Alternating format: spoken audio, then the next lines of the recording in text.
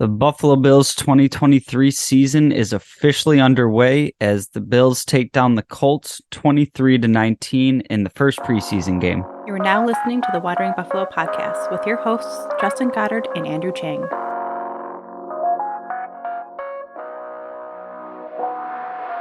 Bills Mafia, welcome into this week's episode of the Watering Buffalo podcast, a show on the Buffalo FamBase podcast network.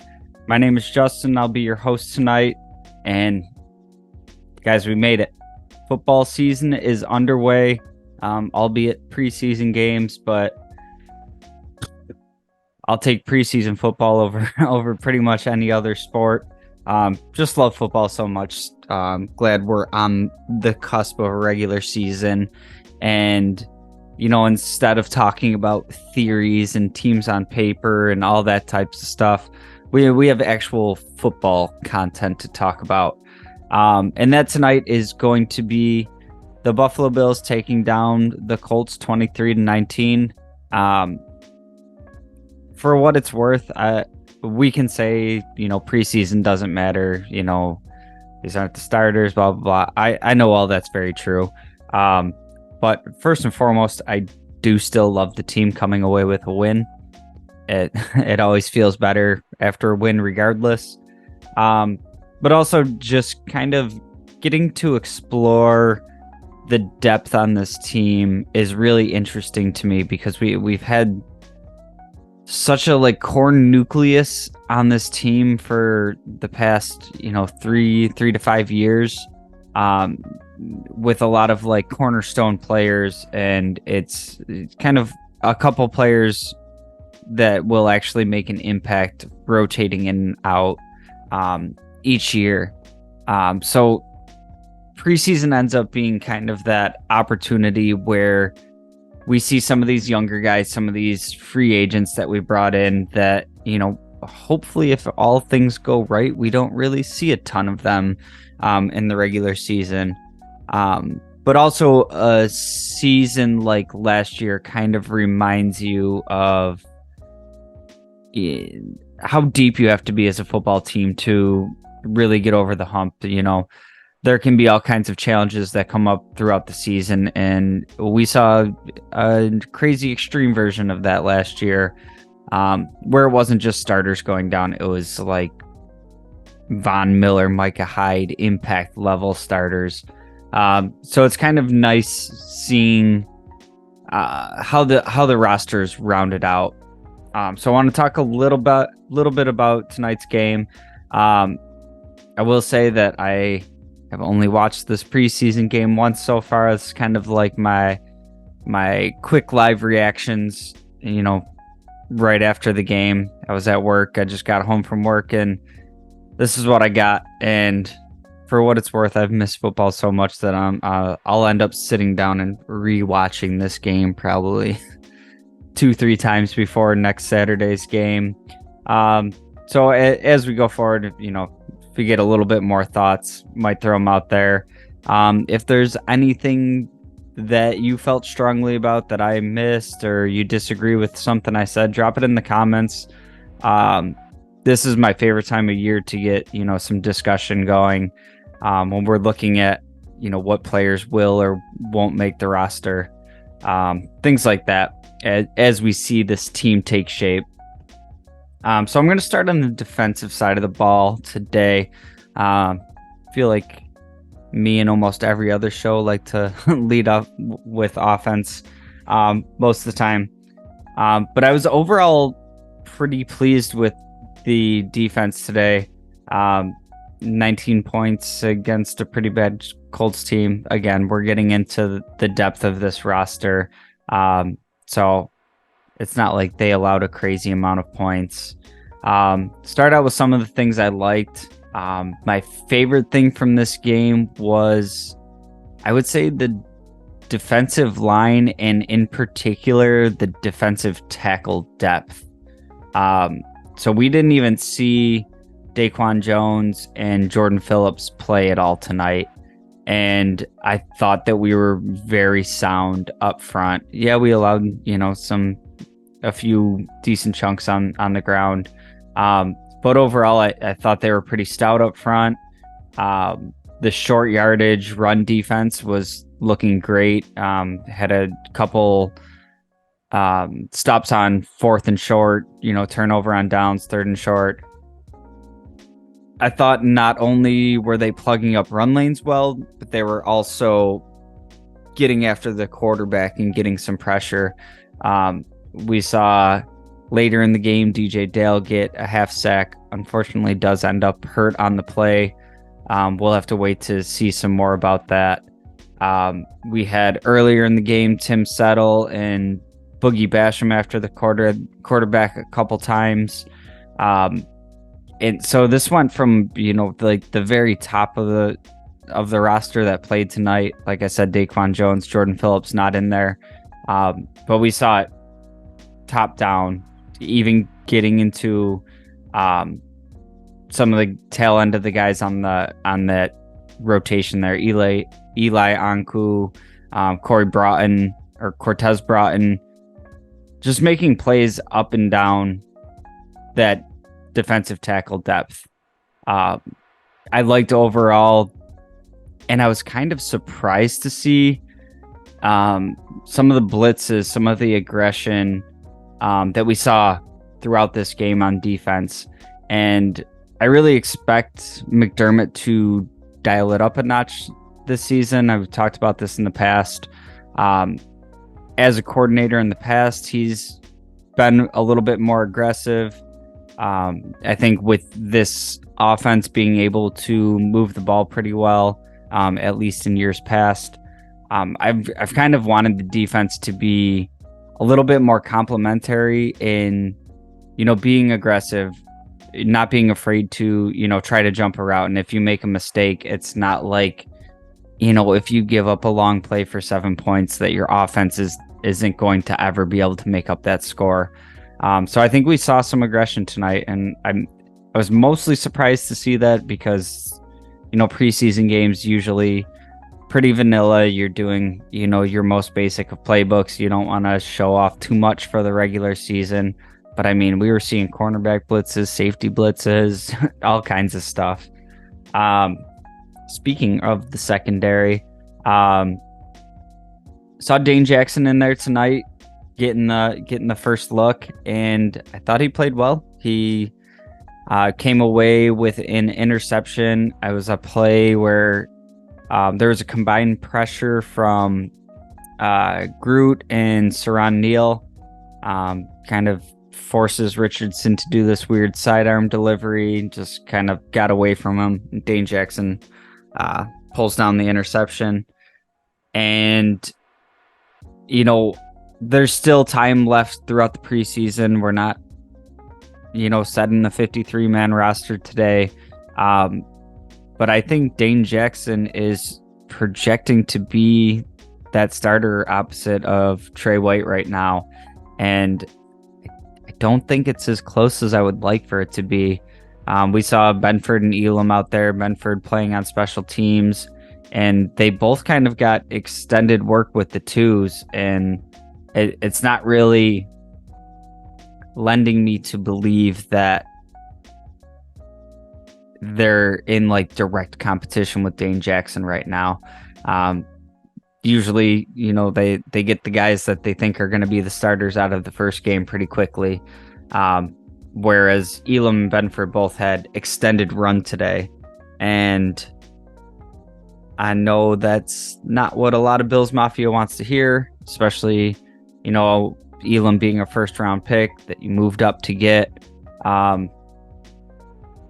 We only brought Dane Jackson back on a 1-year deal, so maybe Elam falls into this category of, the third year leap. Maybe we're going to have to wait till next year. Maybe we'll see how it shakes out through the rest of preseason, and he's able to snag that job away.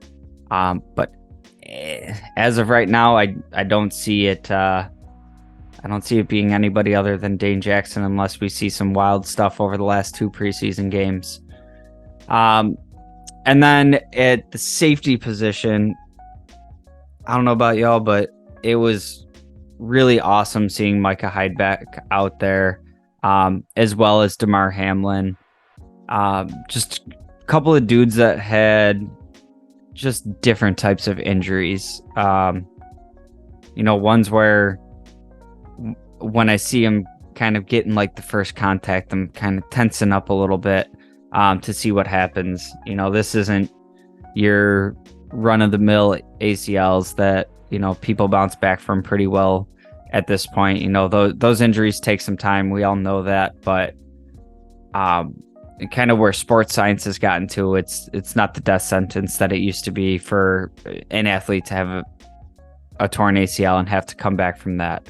But with Micah Hyde and the neck injury and, Damar Hamlin having the heart issue on the field, that was a couple guys that I was kind of curious on whether or not they would really ever be comfortable playing again. So just seeing them out there, getting involved in some hits, Damar Hamlin's out there on special teams, doing all the things you want to see them do on the football field. That was really awesome to me. Damar Hamlin in particular, just kind of such an inspiring story and something that kind of transcends football. Like, everybody every fan across the NFL knows the story, but this one outside of football, this was, like mainstream news type of stuff. So with a lot of eyes watching him, to be able to get back out there and suit up and play football, and it's not just playing football, it's at such a high level, to be out there competing was just amazing to see, and not something I can say that I would be able to do. So hats off to him. I'm going to take a quick break, and when we come back on the other side, we're going to get into some of the offense today. Stick around. Hey, this is Dick DeGroat, Bill's dad. Now back to the show. Welcome back in, and thank you again for joining me on this week's episode of the Wandering Buffalo podcast. We're talking week 1 preseason. But if I've had you stick around this long, just got to drop it in there. If you could do us all a favor, like, share, subscribe, tell a friend about it. We got the regular season coming up. We're going to be talking Bills football every week, show after every game. So make sure you're not missing everything. Hit the subscribe button. And then we do have the website up as well, wanderingbuff.com. Our producer Jake has been putting in a ton of work on the website. We got articles, merch. We're going to be ramping it up. We got a couple new writers in the works right now that are going to start contributing to the website as well. So just some additional bonus content. You can get in there, drop some comments, drop anything you want us to talk about on the show. We'll keep you in the loop. So I want to talk about the offensive side of the ball in this preseason game. And overall, I was pretty pleased with the offense. I thought it was interesting to me to see Osiris Torrance get the first team reps. I was kind of expecting Bates to get the first shot at it, and to see Torrance out there was cool.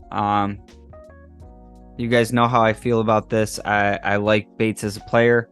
I think he's one of those kinds of guys that's, you're trying to get a promotion at work, and it's like, hey, you're kind of too good at what you do, and we're going to kind of need you to stay in the role you're in. And for Bates, that's being kind of a higher end backup at multiple positions. He can play all 5. In particular, he can play all the slots across the interior. And that's one of the things I've had issue with in the past of, if somebody goes down on the line, we're shifting somebody over to center, and now we got a backup coming in at this spot, and this guy's flipping to that side. And as much as I have liked Ryan Bates, and I would like him to get that shot at the first team, and again, week 1 of preseason, this isn't saying anything's over at this point. But to have that multiplicity as as a backup if one of these guys goes down. That's something that has tremendous value in the NFL. So Torrance being out there, I thought he more than held his own. I thought the offensive line as a whole looked better than I was expecting week 1 of preseason. Now, as we got down into the depth, I think there was, some more concerns, and hell, it's hard to get 5 good offensive line together in the NFL in general. There's kind of a shortage of offensive line talent. So getting into the depth, not surprising to me. But I thought overall the first team unit held up pretty well. Didn't see really much from our tight ends today. As far as, Knox and Kincaid, the guys that people have eyeballs on. Only a total of, I think, 6 snaps. Kincaid ran like 1 route, wasn't targeted. But I will say that they were both involved in the blocking for the James Cook touchdown, which is a fun little scamper and a nice little wrinkle to the 12 personnel. We also saw Sherfield involved with a block on that play, and James Cook ran in, I think it was untouched. So that was a nice play in the run game. It was nice to see a nice little push there. James Cook, I thought, had a pretty good day for, the very limited action. 20 yards on 4 carries and a touchdown. That's good with me. Head over to the bench, young man. You're ready to go. But he's got like that burst in the wiggle, but I also saw in him this game something that I don't remember seeing all that much last year, and that was he was kind of dropping his shoulder, finishing runs. So good to see that out of him. He's not just this fragile scat back that's afraid to get hit. He was out there delivering the blows as well. Really excited for what I saw out of Latavius Murray today. For being 33 years old and a very large running back, he still looks like he's got some juice to him. Not a crazy yards per carry or anything, but 5 carries for 18 yards. He also adds 3 catches on 3 targets for 21 yards.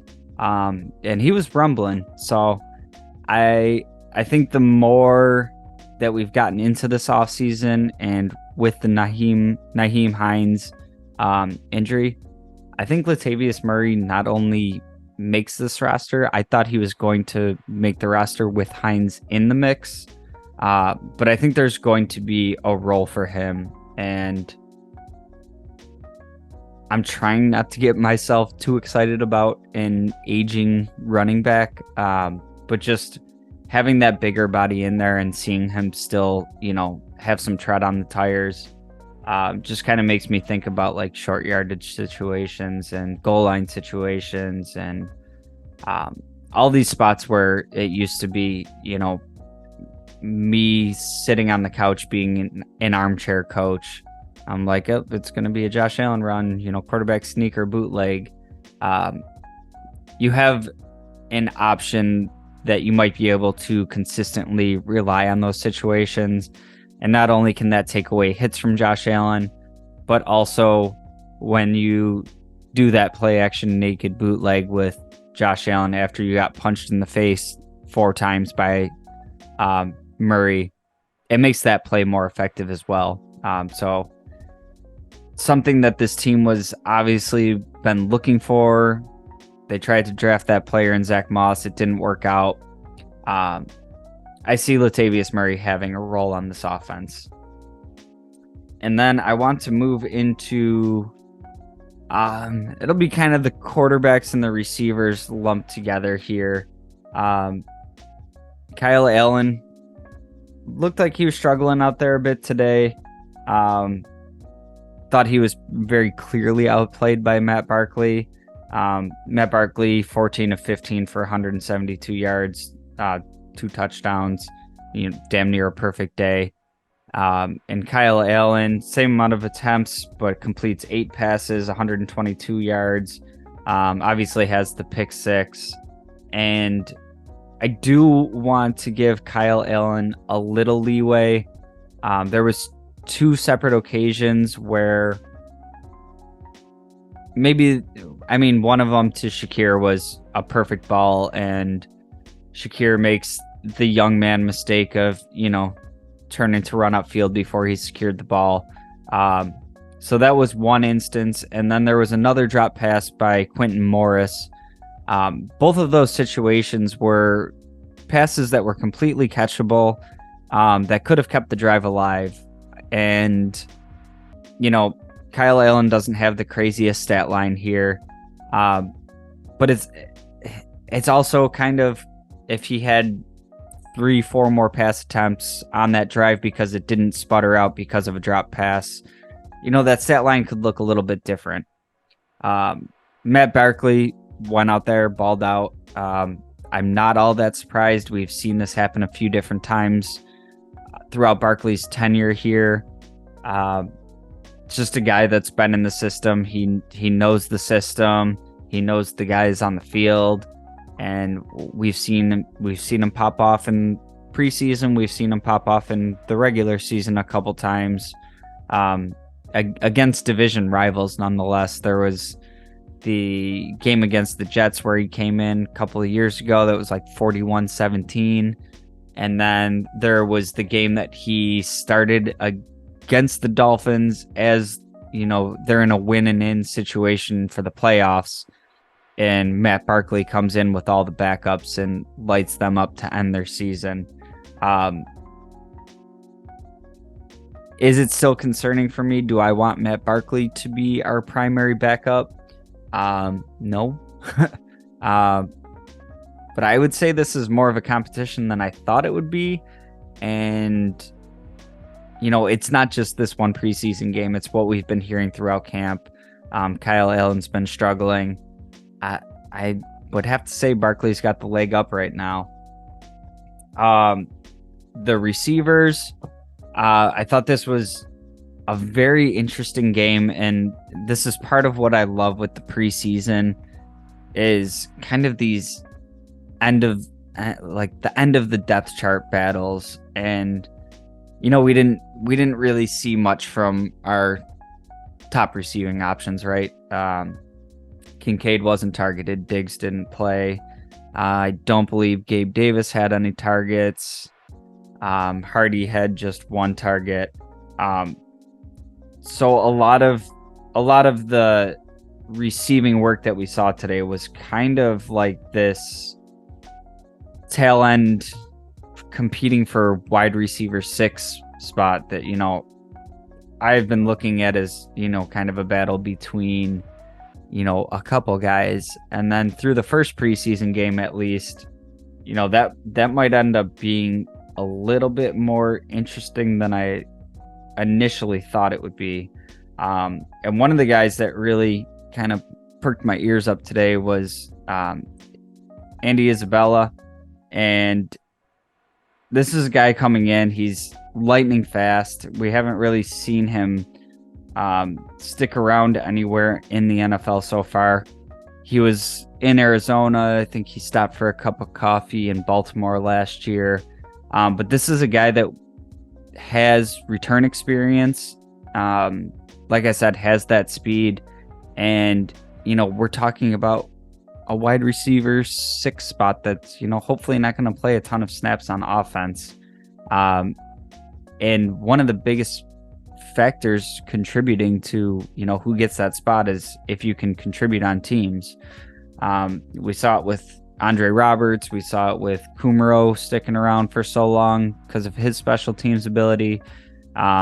This team being a team that really values special teams impact.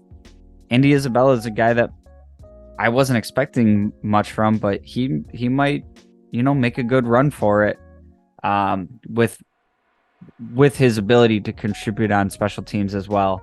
And, the guy that I thought was kind of the automatic nod for who's competing for that last receiver spot.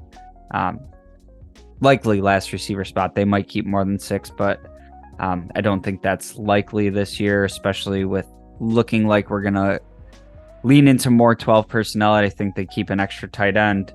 But Justin Shorter, being a draft pick of this year, kind of like such a highly recruited player, obviously a physical specimen, but in one preseason game, we didn't see him do anything. And then, a guy like Isabella comes in, he's returning punts, he's returning kicks, he has 3 catches on 3 targets, 42 yards. And then all these other guys that have kind of been around, practice squad guys, some undrafted guys. I mean, Keyshawn Johnson, also 3 catches, 42 yards. Marcel Aitman, 2 catches, 41 yards. Terrell Shavers, 2 catches on 5 attempts, 38 yards and a touchdown. Desmond Patton, 3 catches, 35 yards, a touchdown. I mean, going all the way through this depth, all of those dudes that are seemingly competing for probably 1 spot, maybe like 2 practice squad spots, putting up damn near identical stat lines. Now I did think Shavers had a couple drops today, redeemed himself a bit with the touchdown. But that's going to be kind of my most interesting battle that shakes out. So on the offensive side of the ball, at least, kind of the most interesting battle left for me is what happens at right guard and then this wide receiver 6 battle. And I wanted to mention it before the break, but I kind of saved it till the end here because it was the biggest question mark going into this season, and it still remains the biggest question mark. And that's the middle linebacker position. I didn't think Dodson looked good today. Didn't really inspire me to be like, okay, yeah, we're fine there. We were worried about nothing. He looked like he was shooting wrong gaps to me. He doesn't look great in pass coverage. I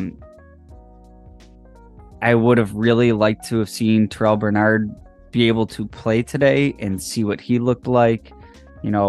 Compare it to what Dodson did against the same team. So not like a ton of hope inspired for me for Dodson. And then when we moved into the second team, we saw AJ Klein as the middle linebacker coming in, which I thought was interesting because Balin Spector was kind of making noise for a little bit there. Figured with the Bernard injury, he might be running with the 2s. AJ Klein was the next man up today. So I'll say that position battle is far from being over for me. And hopefully Bernard isn't out for, an extended period of time. He's down with a hamstring right now. We've seen in the past with these types of injuries, this team likes to really take their time with the soft tissue injuries. They're a higher risk for re-aggravating them. I would really love to see Bernard get some run in the preseason and see what that looks like. Maybe it'll make me feel a little bit better about that position. As it stands right now, I'm feeling like the middle linebacker is just going to be a weak spot on this team, and we're going to rely on all the other talent that we have on this roster to kind of make up for that spot for a year and kind of revisit it next year. Or I don't see us bringing somebody in at the trade deadline or anything like that. There's not a ton left on the free agent market. I think we might just be kind of rocking with a get-by guy this year and reassessing next year. And I think McDermott is a smart enough football mind that he can make up for one weak spot on his defensive roster. When you have guys, Jordan Poyer, Micah Hyde, Trey White, Taron Johnson, Von Miller, Groot, Daquan Jones. I mean, you have talent all over that defense. So to me, I have confidence in McDermott to still be able to field, a top 5 defense, even if that is a weak spot on the roster. But definitely something we'll be looking at to see how that shakes out through the remainder of the preseason. That's going to do it for tonight's show. We got another game coming up next Saturday. That one is going to be against Pittsburgh. So we'll be coming to you again next Monday talking Bills Steelers.